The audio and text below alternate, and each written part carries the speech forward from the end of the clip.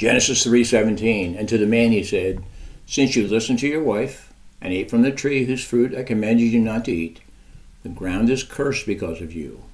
All your life you will struggle to scratch a living from it. It will grow thorns and thistles for you, though you will eat of its grains. By the sweat of your brow you will have food to eat until you return to the ground from which you were made. For you were made from dust, and to dust you will return. Work? A curse due to sin? Or a part of being made in God's image? Made to be like God, and God worked. Is it as simple as saying that work is part of God's intentions for us? Would or could we really be satisfied in a heaven or on earth with nothing to do? Revelation 22:3, no longer will there be any curse. The throne of God and of the Lamb will be in the city, and his servants will serve him. Work is a gift from God to serve him, others, and is even a part of our testimony. We are not told of Adam's motive for listening to Eve's voice over God's. Maybe he became like her to keep her. We are not told how much time passed between the creation of Eve and the temptation. As we discussed earlier, the time between creation and temptation was probably brief, but we do not know how brief. Just as Eve was drawn to some perceived benefit in eating the fruit, Adam was probably acting on a similar motivation, self-interest.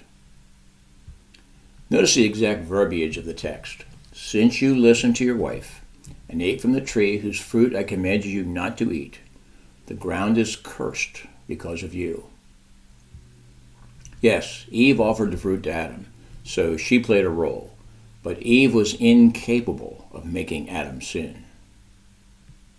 She helped, but he chose, and we see this, the ground is cursed because of you. One could say, why did God give us the ability to choose for ourselves?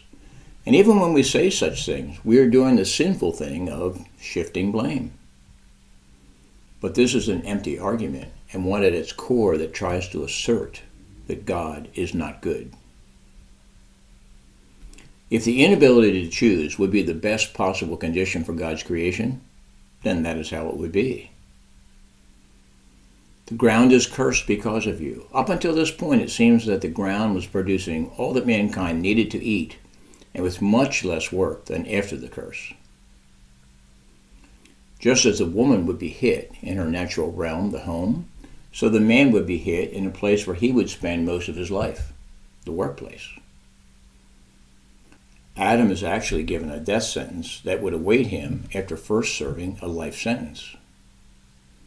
He is told that he will have to work hard for his food, and that will not change for his entire life. All your life he will struggle to scratch a living from it, emphasizing that his work will be hard labor. We should also consider this at this point. Genesis 9:5. Adam lived 930 years, and then he died. During Adam's lifetime, there were no serious technological advances and no inventions to make farming easier. 930 years of hard labor. Imagine the hope that Adam and Eve had every time a new male child was brought into the world. Could this one be the promised one? We do not know how long Eve lived, but it was probably many hundreds of years of giving birth and raising children. Adam fought with the cursed ground for roughly 900 years. They knew the curse, but they had also heard the promise. Surely, much like the disciples who heard, I will come again, Adam and Eve were expecting to be rescued, saved in their lifetimes. For most of history, man's life was defined by work, and now in our lifetimes, we've seen women drawn into the same rigors of life in addition to their duties in the home. The effects of sin do not improve over time. They exacerbate and multiply. Even for man, who now has lots of helpful technologies to assist in his work, the effects of sin still multiply. And it can be a very subtle multiplication. As we've actually advanced in technology, work tends to consume less of our time, but there is no evidence of that being a good thing. In fact, it appears as though more idle time, which has turned to more leisure time, has done nothing more than to provide a grand distraction from our sin problem. How many people do you know who use most of their free time from work constructively? Points to ponder. Work is a gift from God to serve Him, others, and is even part of our testimony. If the inability to choose would be the best possible condition for God's creation, that is how it would be. Imagine the hope that Adam and Eve had every time a new male child was brought into the world. This class, and indeed the entire school, is dedicated to helping others see that God is bigger than we think and better than we know.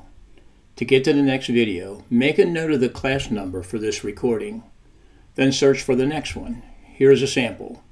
If this video is number L01.1, then the next one is L01.2.